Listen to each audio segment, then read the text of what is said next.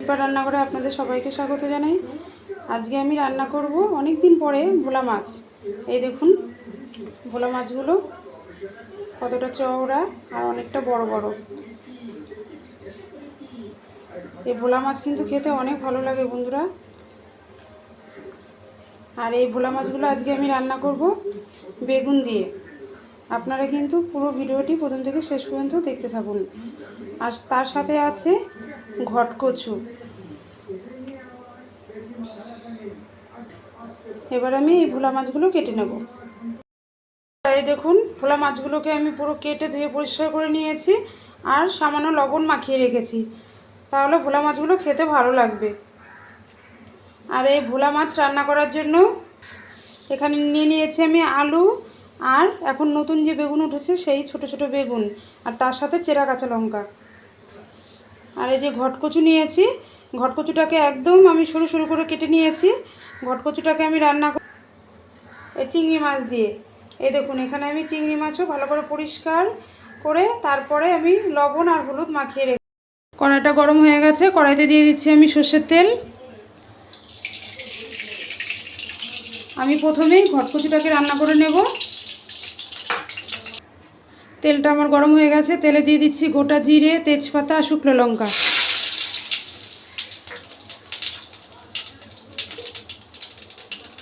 আর দিয়ে দিচ্ছি আমি চিংড়ি মাছ। এই দেখুন চিংড়ি মাছটাকে আমি একটু হালকা ভেজে নেব।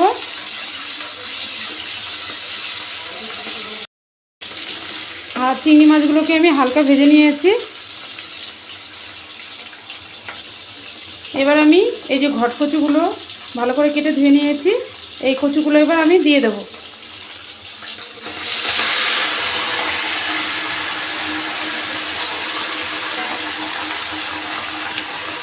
এবার চিংড়ি মাছের সাথে আমি একটু ভালো করে নেড়ে দেব।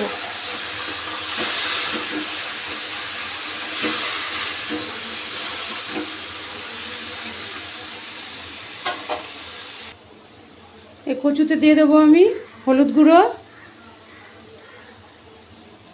স্বাদ মতো লবণ। আবারও আমি একটু নেড়ে দেব। এই দেখুন কচু থেকে জল ছাড়ছে, এই দেখুন কতটা জল ছেড়েছে।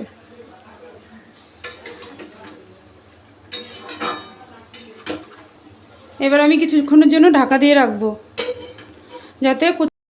এবার আমি ঢাকনাটা খুলে নেব। এই দেখুন পুরো কচু থেকে একদম পুরো জল শুকিয়ে গেছে। এবার দিয়ে দেবো আমি চেরা কাঁচা লঙ্কা। আবারও একটু ভালো করে নেড়ে দিচ্ছি। এই কচুটা একটু শুকনো শুকনো হবে, তাহলে খেতে অনেক ভালো লাগবে। বন্ধুরা নামানোর আগে এখানে দিয়ে দিচ্ছি আদা বাটা আর জিরে গুঁড়ো। এই আদাটা দিচ্ছি তাহলে কচুটা সেন্টটা খুব ভালো আসবে। আর আপনারা যদি চান তো যে চিংড়ি মাছ দিয়ে যদি খেতে না চান, তাহলে অবশ্যই ইলিশ মাছের মাথা কিংবা মাছের ডিম দিয়েও এই কচুটা রান্না করতে পারেন, তাহলে দেখবেন এর স্বাদ অনেক আরও বেশি ভালো লাগবে। এই দেখুন কচুটা আমার হয়ে গেছে, এবার আমি নামিয়ে নেব। এই দেখুন বন্ধুরা ঘটকচুটা আমার পুরো রান্না হয়ে গেছে। আর ঘটকচুটা একদম দেখুন চিংড়ি মাছের সাথে একদম গলে নরম হয়ে গেছে, কত সুন্দর লাগছে দেখুন। আর এই ঘটকচু কিন্তু খেতে ভীষণ ভালো লাগে। এবার আমি ভোলা মাছটা রান্না করে নেব। কড়াইতে দিয়ে দিচ্ছি আমি সর্ষের তেল। তেলটা ভালো করে গরম হলে তারপরে আমি মাছগুলো ভেজে নেব। তার আগে মাছের মধ্যে আমি লবণ আর হলুদ মাখিয়ে নেব। তেলটা আমার গরম হয়ে গেছে, এবার আমি এই যে মাছের মধ্যে লবণ আর হলুদ মাখিয়ে নিয়েছিলাম মাছগুলো ভেজে নিচ্ছি।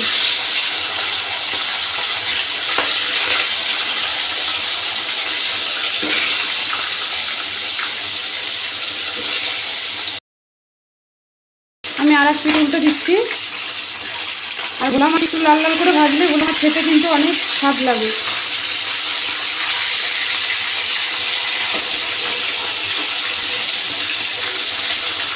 এই দেখুন এইরকম লাল লাল করে মাছগুলো আমি লাল লাল করে ভেজে নিয়েছি, এবার আমি তুলে নিচ্ছি। এই দেখুন এইরকম লাল লাল করে ভেজেছি।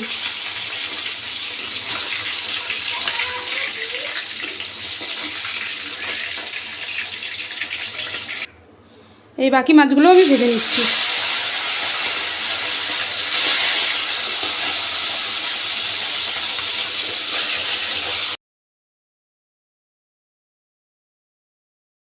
দেখুন ভোলা মাছগুলো আমি পুরো ভালো করে ভেজে নিয়েছি, এবার আমি তুলে নিচ্ছি।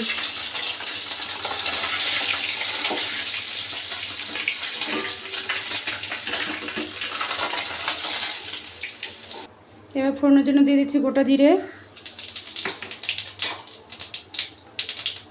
এক ফোড়নে আমি রান্নাটা করব, সেজন্য আমি দিয়ে দিচ্ছি আলু।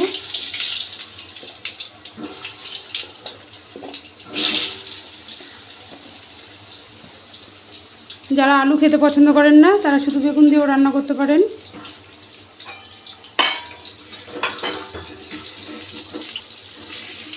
আগে আলুগুলো আমি একটু হালকা ভেজে নেব, তারপরে আমি বেগুনগুলো দেব। এই আলুগুলো আমি হালকা ভেজে নিয়েছি, এবার আমি দিয়ে দিচ্ছি বেগুন। আলুর সাথে বেগুনগুলো আমি হালকা ভেজে নেব। আর দিয়ে দিচ্ছি কেটে রাখা পেঁয়াজ। আপনারা না চাইলে পেঁয়াজটা নাও দিতে পারেন, কোনো অসুবিধা নেই। পেঁয়াজটা দিলে ভোলা মাছটা খেতে ভালো লাগবে। আলু, বেগুন আর পেঁয়াজ আমি খুব ভালো করে ভেজে নিয়েছি। এবার দিয়ে দিচ্ছি হাফ চামচের বেশি একটু হলুদ গুঁড়ো, আর এখানে আদা আর শুকনো লঙ্কা বেটে নিয়েছি, এই মশলাটাও দিয়ে দিচ্ছি। এবার ভালো করে কষিয়ে নেব।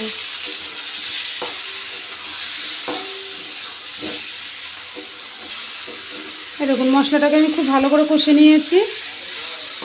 এবার দিয়ে দিচ্ছি স্বাদ মতো লবণ।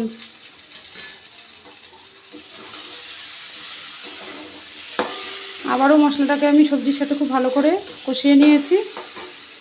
এবার দিয়ে দিচ্ছি আমি পরিমাণ মতো জল।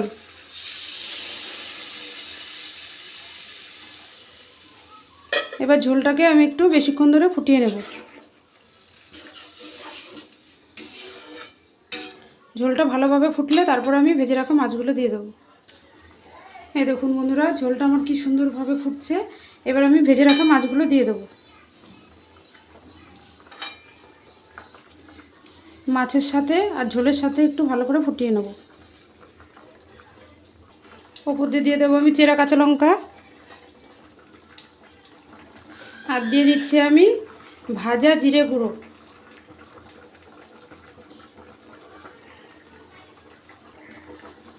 বন্ধুরা আমি 1.5 চামচের মতো জিরে গুঁড়ো দিলাম।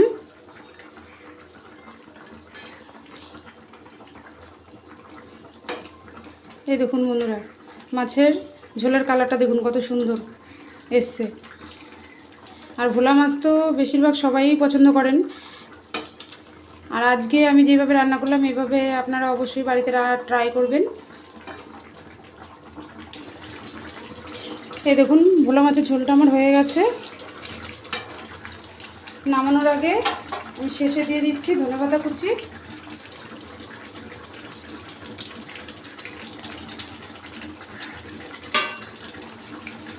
এবার আমি ভোলা মাছের ঝোলটা, বন্ধুরা ভোলা মাছের ঝোলটা আমার হয়ে গেছে। আর ভোলা মাছের ঝোল আমি বেগুন আলু দিয়ে রান্না করেছি। আর আমার এই দীপা রান্নাঘর চ্যানেলের মধ্যে বিশেষ করে সবসময় মাছের রেসিপিটাই হয়। আর এরকম মাছের রেসিপি দেখার জন্য অবশ্যই দীপা রান্নাঘর চ্যানেলটিকে সাবস্ক্রাইব করবেন। ভালো থাকবেন, সুস্থ থাকবেন, ধন্যবাদ।